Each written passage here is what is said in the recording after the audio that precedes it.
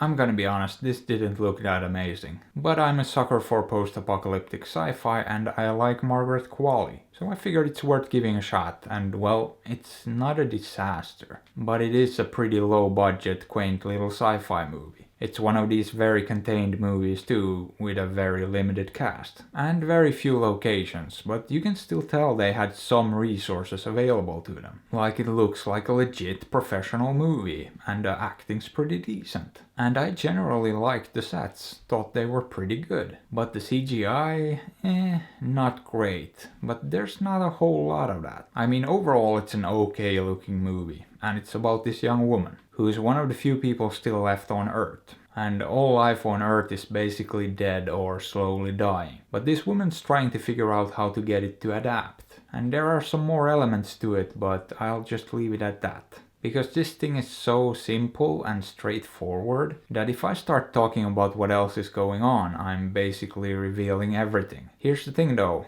if I don't talk about everything that's going on, there's nothing to talk about. Because this is a really shallow movie with very little going on beneath the surface. With basically just 2 or I guess technically 4 characters. And most of it takes place at her base of operations, this little farm up in the hills. So I don't know what I'm supposed to say about it, it's just sort of passable. But definitely not good. I mean, the overall story here works. It's actually somewhat compelling, or rather it could be compelling. There's nothing inherently wrong with the story itself. But the writing is just so clunky. The characters have very little depth, they act unnaturally and make weird choices, and the dialogue is really bad a lot of the time too. But the whole thing is just sort of barely held together by some of the other elements. Like the acting, it's fine. These two know how to act. Margaret Qualley and Mackie, but they're given absolutely nothing to work with.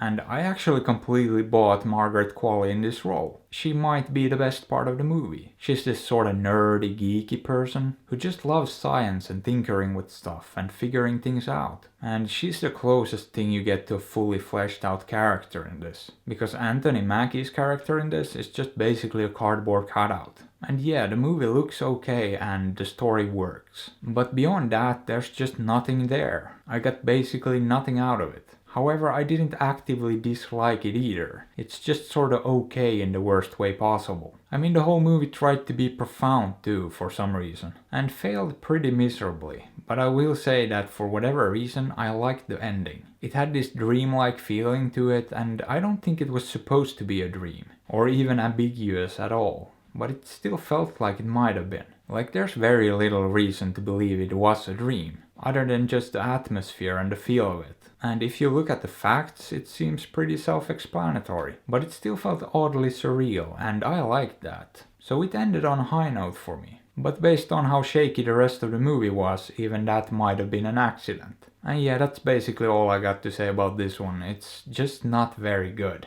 But would I recommend it? No, you're not really missing out on anything. So probably skip this one. Or don't. I'm not your dad. Also, I'm trying to sell out here, so consider liking, subscribing, hitting that bell, and supporting me on Patreon. Because I really need that diamond encrusted space shuttle.